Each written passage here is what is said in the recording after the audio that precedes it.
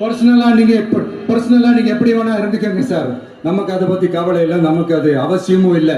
ஆனா உங்க ஆட்சி தான் தப்பான ஆட்சி, தமிழ்நாட்டுக்கு தேவையில்லாத ஆட்சி.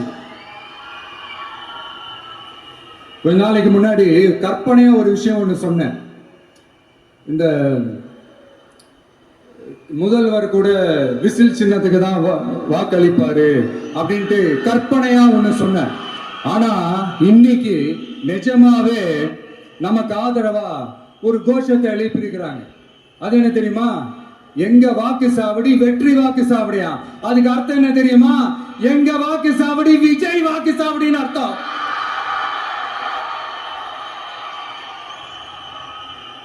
அது சரி, மக்களோட இந்த ஆதரவை பார்த்துட்டு அவர் அறியாமலே எப்படி பேசிட்டாரு என்னமோ தெரியல. 50 வருஷம் எக்ஸ்பீரியன்ஸ் அரசியல்ல, உண்மை என்னன்னு ஒத்துக்கிட்டு தானே ஆகணும்.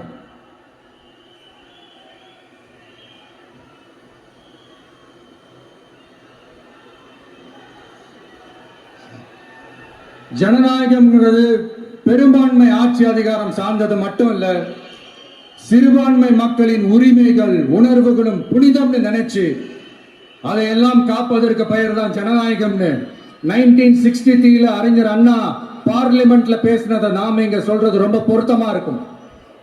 அறிஞர் அண்ணா சொன்னதுதான் டிவிகேவோட நிலைப்பாடும். இந்த ஸ்டாண்ட்ல நாம 100% உறுதியா இருப்போம். யாருக்காகவும் எதுக்காகவும் இதுல சமரசமே கிடையாது. மதச்சார்பற்ற சமூக நீதி தன்மைதான் நம்ம அடிப்படை கொள்கைகள் ஒண்ணு, அதுல எந்த மாற்றமும் எப்பவும் கிடையாது. ஆனா இதெல்லாம் மறந்துட்டு எப்படியாவது எதையாவது செஞ்சு ஓட்டு வாங்குறதுக்காகவே இங்க சில பேர் இருக்கிறாங்க. அவங்கள மாதிரி நமக்கு அப்படி சில பிரச்சனைகள்ல எரியற நெருப்புல எண்ணெய ஊத்துற எண்ணமே இல்ல.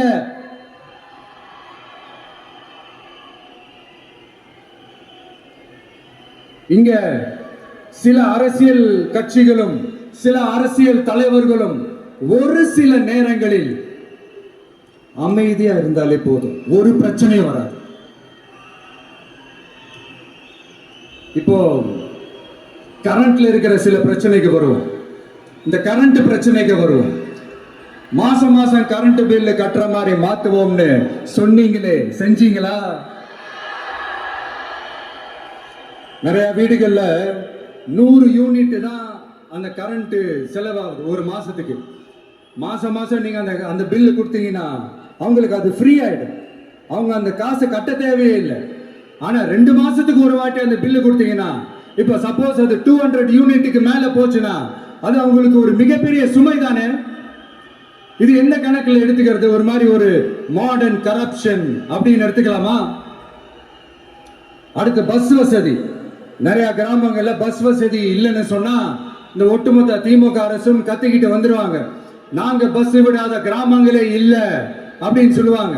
அப்படியே அது உண்மை அப்படின்னா முதல்வர் அவர்கள் கிட்ட நம்ம தங்கச்சி ஒருத்தவங்க ஒரு கேள்வி கேட்டாங்களே, எங்க ஊருக்கு ஒரு மினி பஸ் ஆவது விடுங்க சார் அப்படின்னு கேட்டாங்களே, அது எந்த கணக்கில் எடுத்துக்கிறது? நிறைய மலை கிராமங்கள்ல பஸ் வசதி இல்ல, நிறைய மலை கிராமங்கள்ல ஹாஸ்பிட்டல் வசதி இல்ல. இது ரெண்டுமே எவ்வளவு முக்கியமான ஒரு விஷயங்கள். பஸ் வசதியும் ஹாஸ்பிட்டல் வசதியும் இல்லாததுனால வீட்டிலே பிரசவம் பார்க்கிற அந்த ஆபத்து இருக்குது. எவ்வளவு நியூஸ் பார்க்கிறோம். இதெல்லாம் எந்த கணக்கில் சேர்த்துக்கிறது? அடுத்து இதெல்லாம் மீட்டிங்ல பேசுறதுதான் பெண்களுக்கு பாதுகாப்பு நம்பர் 1 இருக்குது தமிழ்நாட்டில் அப்படின்னு சொல்றாங்க. அப்புறம் அது என்ன வி சேஃப் மாடலா? பெண்கள் என்ன சொல்றாங்க தெரியுமா? அது வி சேஃப் மாடல் இல்ல, வி ஆர் நாட் சேஃப் மாடல்னு சொல்றாங்க. இப்படி இருக்கிறப்போ தமிழ்நாட்டில் எங்க போனாலும் பெண்களுக்கு பாதுகாப்பு அப்படியே கொட்டி கிடக்குதான். இப்படி சொன்னா எப்படி சார்? கேட்கிறவங்க என்ன கேசரி சாப்பிடுறாங்க நினைச்சீங்களா?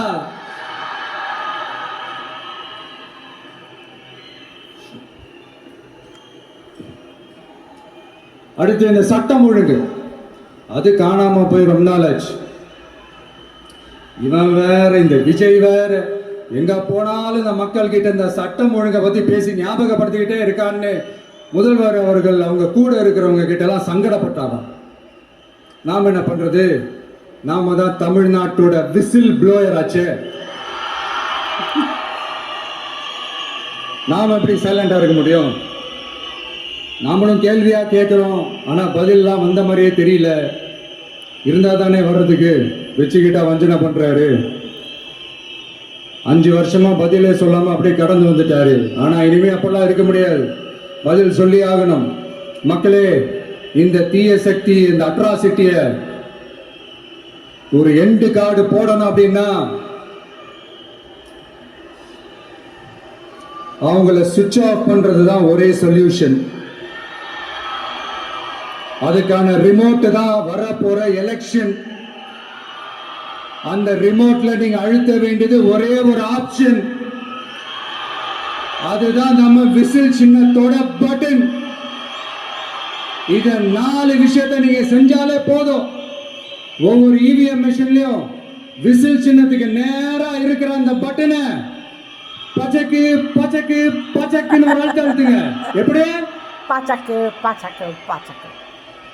அவ்வளவுதான். நாம காஞ்சிபுரத்தில் பேசும்போது நம்மளுடைய விஷன் என்னன்னு சொன்னோம். இப்ப அதனுடைய கண்டினியூஷனா சில விஷயங்கள் இங்க நான் சொல்லணும்னு ஆசைப்படுறேன். இப்பவும் சொல்றேன், உறுதியா சொல்றேன், சத்தியமா சொல்றேன். பெண்கள், பெண் குழந்தைகள், ஆண் குழந்தைகள் பாதுகாப்பு நம் ஆட்சியில நம்பர் 1 இருக்கும்.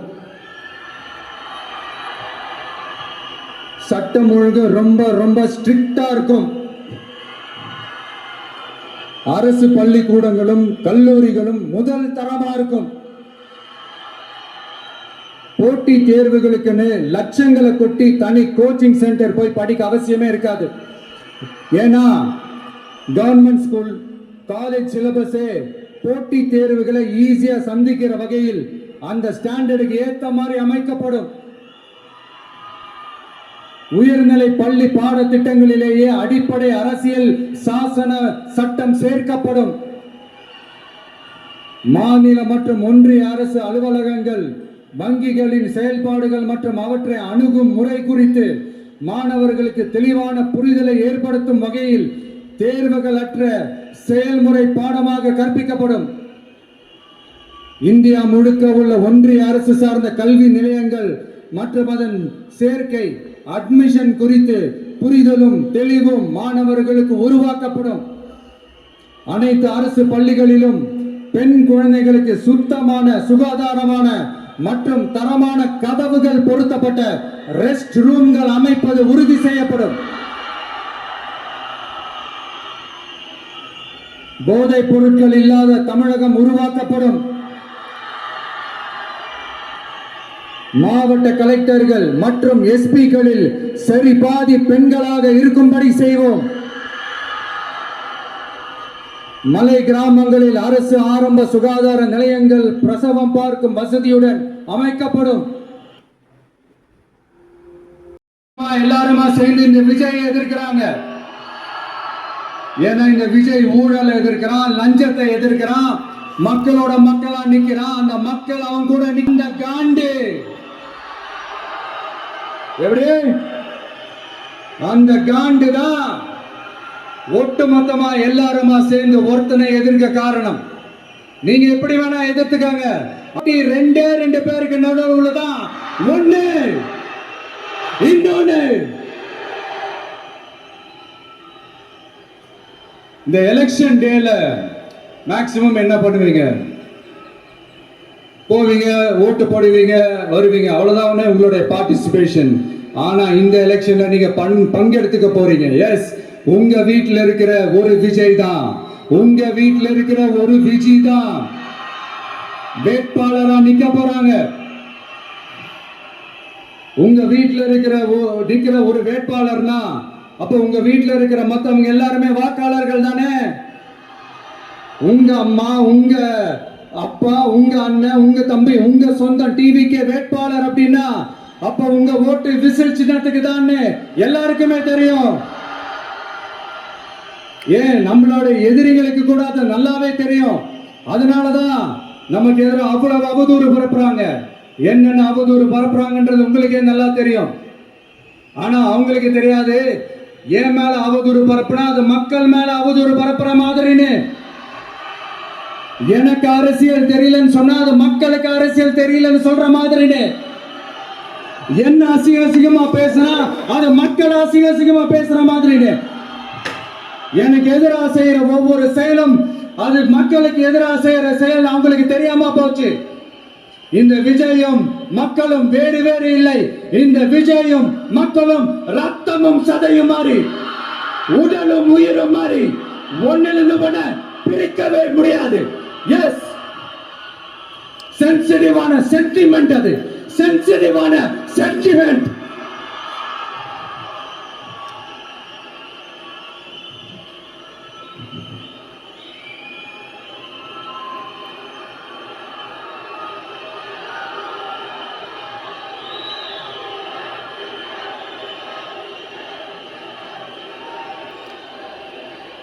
விஜய் அவர் நல்லா இருக்கார்,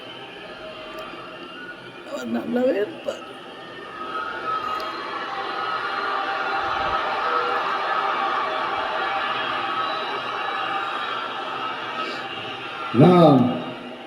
சாரி,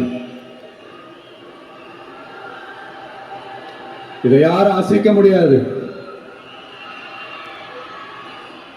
மக்களை நேசிக்கிற விஜய் வேணுமா? மக்கள் விரோத ஆட்சி நடத்துற ஸ்டாலின் சார் வேணுமா? இந்த விஜய் நம்புறீங்களா? ஸ்டாலின் சார் நம்புறீங்களா? விஜய் அவர்களுக்கு proof. This is the proof. Vijay அவர்களுக்கு வெற்றி வெற்றி வெற்றி வெற்றி வெற்றி வெற்றி. இந்த தீய சக்தி, ஊழல் சக்தி, இதெல்லாம் ஏன் சொல்றோம், எதுக்கு சொல்றோம், யார சொல்றோம்ன்றதெல்லாம் மக்களுக்கு தெளிவா தெரியும். அதே மாதிரி டிவிகேவுக்கு போட்டி டிஎம்கே தான்றதும் மக்களுக்கு தெளிவா தெரியும். அப்படி இருக்கும் போது நாம ஏதாவது பேசினா வாண்டடா சில பேர் வந்து வண்டியில ஏறி உட்காந்துக்கிறாங்க. ஆமா, வாண்டடா சில பேர் வண்டியில ஏறி உட்கார்ந்துக்கிட்டு குரல் கொடுக்கறாங்க. சீரியஸா ஒரு போட்டி நடந்துகிட்டு இருக்கும் போது இங்க காமெடிக்கெல்லாம் இடம் இல்லை பாஸ். இதெல்லாம் மக்களுக்கு தெளிவா தெரியும். இந்த நேரத்தில் ஒரு சீரியஸ் கேள்வியை இன்னைக்கு இருக்கிற மிகப்பெரிய அரசியல்வாதிக கிட்ட கேட்கணும்னு நான் நினைக்கிறேன். நீங்க அரசியலுக்கு வர்றதுக்கு முன்னாடி உங்ககிட்ட இருந்த சொத்து எவ்வளவு? அரசியலுக்கு வந்ததுக்கு அப்புறம் இன்னைக்கு உங்ககிட்ட இருக்கிற சொத்து எவ்வளவு? அதை ஓபனா டிக்ளேர் பண்ண முடியுமா? அப்படி வந்த காசுலாம் என்னென்ன தொழில் செஞ்சு வந்துச்சு, என்ன வேலை செஞ்சு வந்துச்சு, உண்மையிலே நீங்க உடைச்சு சம்பாதிச்ச காசா இல்ல ஆட்சி அதிகாரத்துக்கு வந்ததுக்கு அப்புறம் ஆட்டைய போட்ட காசா? இதெல்லாம் ஓபனா டிக்ளேர் பண்ண முடியுமா? இதெல்லாம் நம்ம கேட்டா எல்லா ஊழல்வாதிகளும் ஒன்னா சேர்ந்து நம்ம மேல சேத்தவாரி வீசுவாங்க. அது பத்திலாம் நமக்கு கவலை இல்லை. ஏன்னா நாம யாருன்னு மக்களுக்கு நல்லாவே தெரியும். எனக்கு ஒரு புது ஃப்ரெண்ட், புது நண்பர் ஒருத்தர் கிடைச்சிருக்காரு. யார் தெரியுமா? தெரியாதா? முதல்வர் அவர்கள் தான். இப்போ ஒரு நிருபர் ஒருத்தர் கேட்ட கேள்விக்கு எனக்கு எதிரிகள்லாம் யாரும் இல்லை, அவங்க எல்லாருமே எனக்கு நண்பர்கள் தான் அப்படின்னு சொன்னாங்களே. அப்படி நாங்களாம் உங்களுக்கு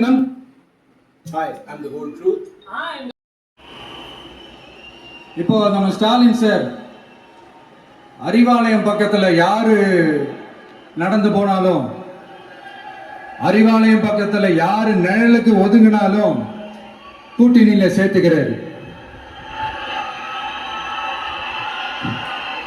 அந்த கொள்ளையடிச்சிருக்கிற வச்சிருக்கிற பணத்துல ஒரு பங்கு ஒண்ணு கொடுத்து,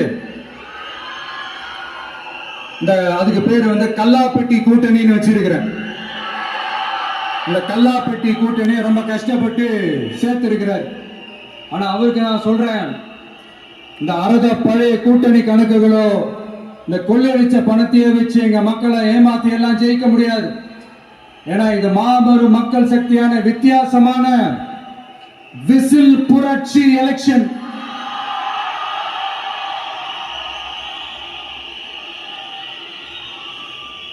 உங்களோட நான் இருக்கேன், நம்மளோட நம்ம மக்கள் இருக்கிறாங்க. இதுக்கு மேல என்ன வேணும்? கான்பிடென்டா இருங்க, நல்லதே நடக்கும், வெற்றி நிச்சயம். மீண்டும் சந்திக்கும் வரை நன்றி, வணக்கம். ஒரு சின்ன ரிக்வெஸ்ட், நான் திருப்பி இங்கிருந்து நான் 4 hours சென்னைக்கு போனோம். தயவு செஞ்சு யாரும் என் வண்டிக்கு பின்னாடியோ என் வண்டி சைட்லயோ பைக்ல வராதீங்க. உங்களை நான் கெஞ்சி கேட்டுக்கிறேன். தேங்க்யூ.